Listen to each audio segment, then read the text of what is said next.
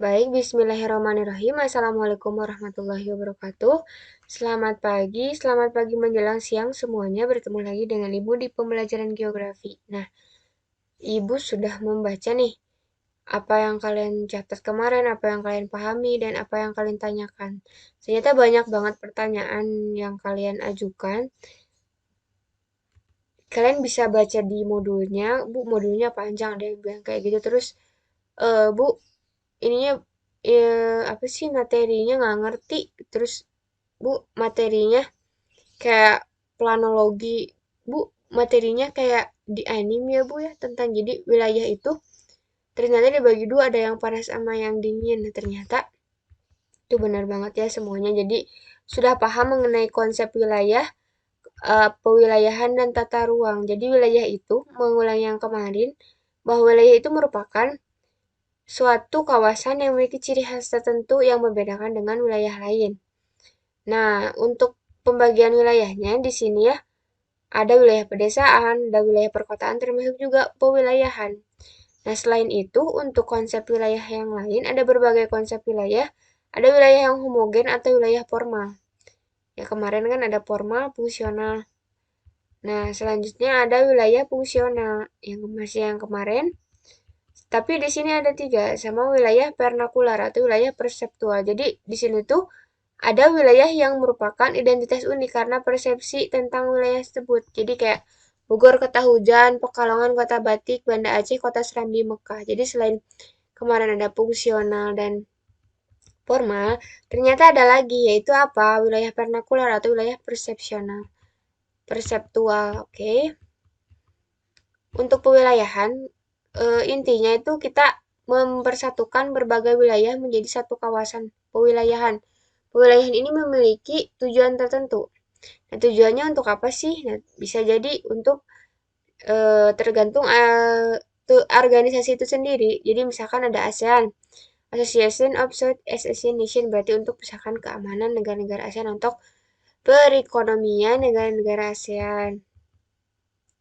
Kemudian tata ruang kemarin juga sudah dibahas sedikit ya mengenai perencanaan tata ruang. Jadi penting banget tata ruang tuh. Nah, yang hari ini kita akan bahas mengenai apa, Bu? Pembangunan atau perkembangan dan pertumbuhan wilayah. Nah, pembangunan wilayah itu apa? Pembangunan wilayah itu memiliki arti sebuah proses, cara, atau perbuatan yang berkaitan dengan perubahan. Jadi maksudnya apa sih? Jadi kayak gini. Misalkan di sini tuh ada wilayah yang kosong atau tanah kosong gitu kan. Nah, di situ tuh akan ditanami atau akan dibangun sebuah bangunan. Kan asalnya kosong, kemudian itu dibangun sebuah bangunan. Sebuah bangunan. Oh, berarti asalnya kosong menjadi ada bangunan. Berarti sama kayak pembangunan. Pembangunan itu memiliki arti sebuah proses, cara, atau perbuatan yang berkaitan dengan perubahan. Nah, kayak gitu kan. Simpelnya kayak gitu. Selanjutnya, teori lokasi sebagai dasar perlunya pembangunan wilayah. Jadi salah satu teori yang mendasari perlunya pembangunan berbasis wilayah itu teori lokasi. Jadi setiap wilayah itu, setiap lokasi itu mempunyai keunikan tersendiri. Kan lokasi A, lokasi B, lokasi C. Ini tuh mempunyai keunikan. Ini kayaknya cocok deh dibuat atau dibangun ibu kota. Oh, berarti di sini cocoknya untuk yang B untuk sarana pendidikan. Kalau di sini sarana kesehatan, oh berarti di situ berdasarkan dari lokasi. Selanjutnya untuk konsep pembangunannya itu ada konsep pengembangan wilayah berbasis karakter sumber daya, berbasis penataan ruang, berbasis menekankan antar sektor untuk meningkatkan kesejahteraan masyarakat. Ada juga berdasarkan klaster. Jadi di LKS sudah ada yang mempunyai LKS bisa dibuka ya. Untuk konsep wilayah sendiri ada di halaman awal, halaman 3, halaman 2 itu ada konsep wilayah. Kemudian yang sekarang kita pelajari itu ada di halaman 10 tentang pembangunan dan pertumbuhan wilayah. Nah, di situ tuh ada halaman 12 pusat pertumbuhan berdasarkan potensi, berdasarkan tempat sentral. Nah, di situ tuh udah jelas ya. Kemudian faktor penentu pembangunan wilayah itu ada faktor topografi atau di LKS ada halaman 11. Topografi atau fisiografi ya, klimatologi, kemudian hidrografi, sumber daya hayati, faktor demografi atau sumber daya manusia. Jadi di situ tuh ada, nah kalau di LKS itu cuma ada 4, tapi untuk menambah wawasan kita bisa lihat di sini. Yang pertama faktor topografi. Topografi itu apa sih? Topografi itu fisiografi. Nama lainnya fisiografi itu apa sih, Bu? Jadi tinggi rendahnya permukaan bumi, ya kan? Ada pegunungan, ada dataran tinggi, ada dataran rendah. Nah, itu masuknya kepada topografi.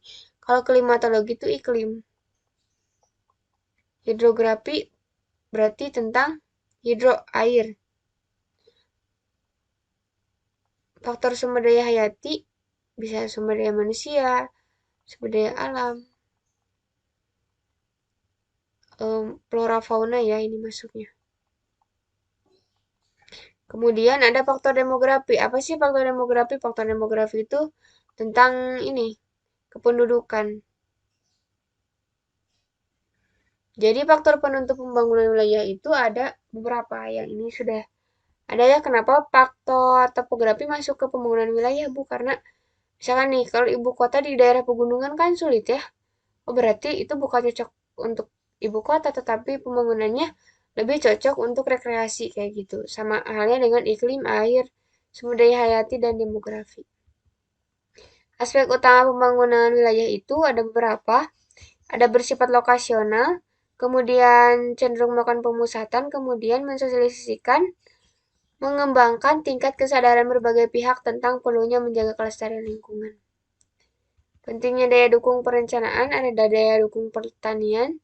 Jadi maksudnya daya dukung itu di sini tuh ada kemampuan lahannya untuk menghasilkan tanaman. Jadi cocok nggak nih gitu? Mendukung nggak nih lahannya untuk pertani? Cocok nggak nih untuk pemukiman? Apakah ternyata lahan untuk pemukiman ini lebih cocok untuk daerah rekreasi kayak gitu?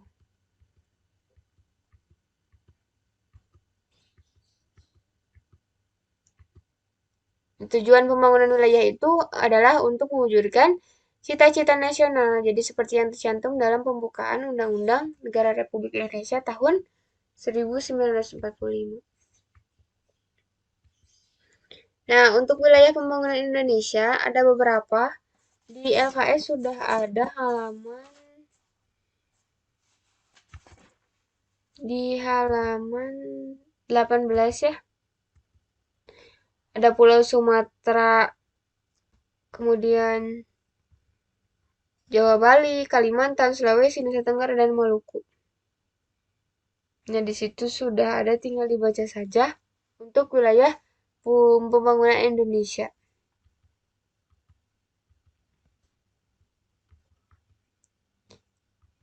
Nah, ternyata pembangunan wilayah itu tidak hanya kayak pembangunan aja gitu. Ini cocok untuk ini, tetapi harus memanfaat atau harus mempertimbangkan, mempertimbangkan generasi masa depan. Jadi, kenapa adanya tujuan pembangunan berkelanjutan itu karena agar stabil sumber daya alamnya, lahannya tetap asli tetap bagus sampai nanti masa depan. Kan nggak mungkin kita sekarang mengeksploitasi sebesar-besarnya semua lahan yang ada di Indonesia tanpa memikirkan masa depan gitu.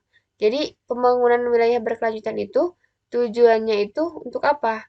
Untuk memastikan pola konsumsi dan produksi yang berkelanjutan. Kelanjutan tuh nggak sekarang aja gitu. Serta mengadakan air bersih dan sanitasi yang layak untuk semua. Selanjutnya pertumbuhan wilayah. Kan tadi sudah perkembangan ya atau pembangunan. Nah, sekarang pertumbuhan. Nah, kalau pertumbuhan itu erat kaitannya dengan pertumbuhan wilayah. Nah, pertumbuhan wilayah ini dapat definisikan sebagai laju pertumbuhan ekonomi di suatu wilayah dalam kurun waktu tertentu. Jadi kan tadi udah nih lahannya, kayak tadi dibangun rumah. Misalnya dibangun rumah, sudah dibangun rumah, kemudian di wilayah tersebut apa melakukan atau adanya pertumbuhan. Pertumbuhan rumah ini apa? Misalkan dia itu ternyata berguna untuk apa? Dia bisa melindungi kita dari cahaya matahari, kemudian ternyata rumah ini bisa dilakukan atau bisa digunakan untuk tempat usaha, warung-warung gitu.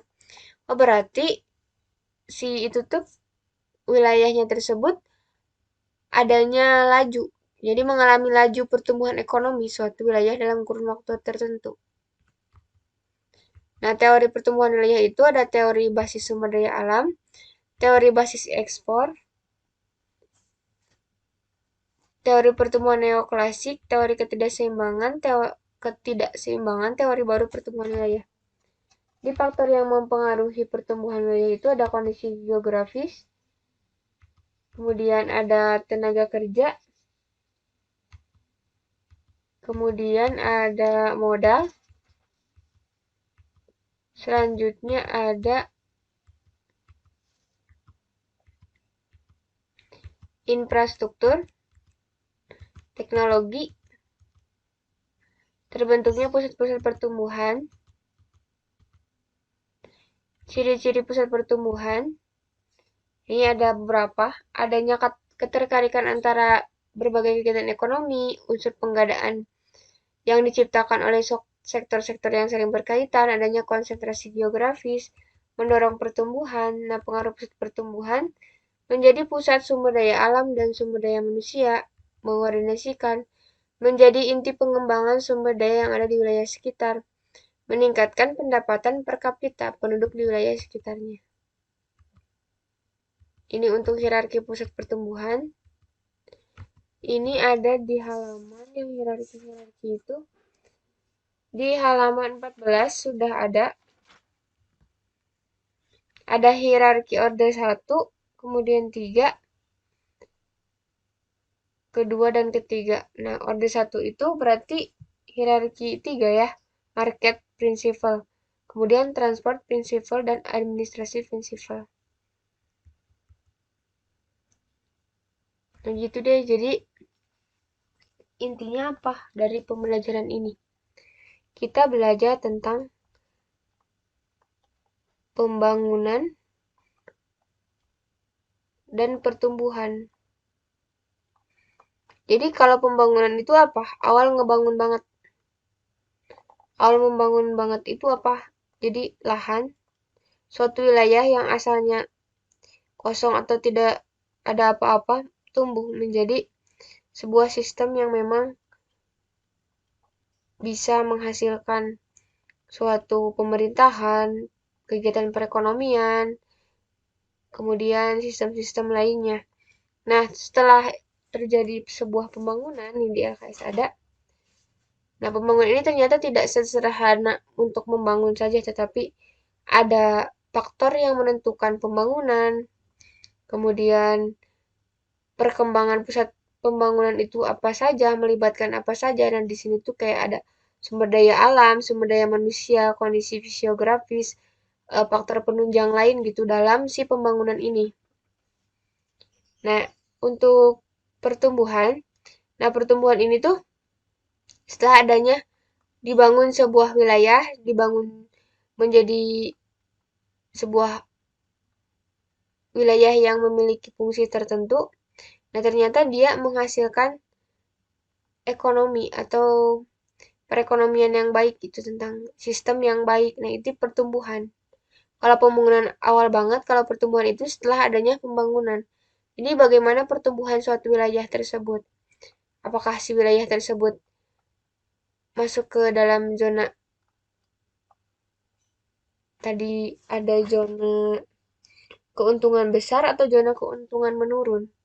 Nah, ternyata dalam pertumbuhan wilayah itu berbeda setiap wilayahnya. Di LKS ada di halaman 12, 13, 14, dan 15. Jadi, contohnya dalam teori sektor, jadi teori ini tuh pelengkap dari teori sentral. Jadi dalam bukunya berjudul The Economic Location, bahwa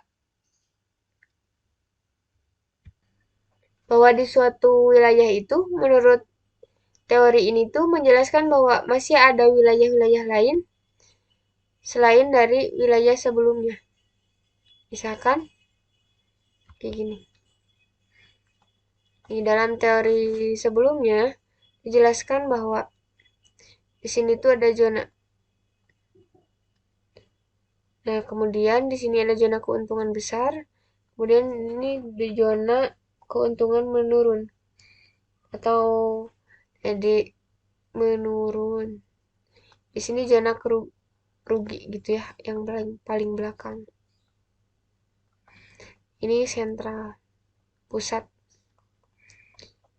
Tetapi, nah menurut teori lain, teori sektor ini ternyata di dalam zona antara zona-zona itu masih ada zona yang lain gitu. Kan kalau ini mah cuma satu, dua, tiga, empat gitu kan. Tetapi kalau di zona yang lain tuh masih ada gitu. Kayak zona pasar, zona pemukiman. Nah, kayak gitu. Nah, setelah dibangun, adanya pertumbuhan wilayah. Jadi wilayah itu nggak stuck aja di sini gitu. Tapi ada dia menyebar ke arah sini, apa dia ke arah sana, apa dia ternyata ke arah sini lebih kepada perindustriannya. Nah, kayak gitu. Setelah adanya pertumbuhan dan teori pertumbuhan itu macam-macam. Nah, untuk di Indonesia sendiri, wilayah pembangunan Indonesia itu ada di LKS halaman 17 ya, ada pusat pertumbuhan di Medan, Jakarta, Surabaya, dan Ujung Pandang. Kemudian pusat-pusat wilayah pembangunan di Indonesia juga bisa dilihat LKS. Sudah sangat lengkap materinya, tinggal dibaca saja. Nah, nanti kita akan belajar tentang perhitungannya. Perhitungan sekaligus kita mempelajari tata ruang di Indonesia. Mungkin cukup sekian mengenai pembangunan dan pertumbuhan wilayah. Jika ada yang mau ditanyakan, boleh banget. Jika ada yang kurang jelas, boleh banget juga ditanyakan. Terima kasih. Wassalamualaikum warahmatullahi wabarakatuh.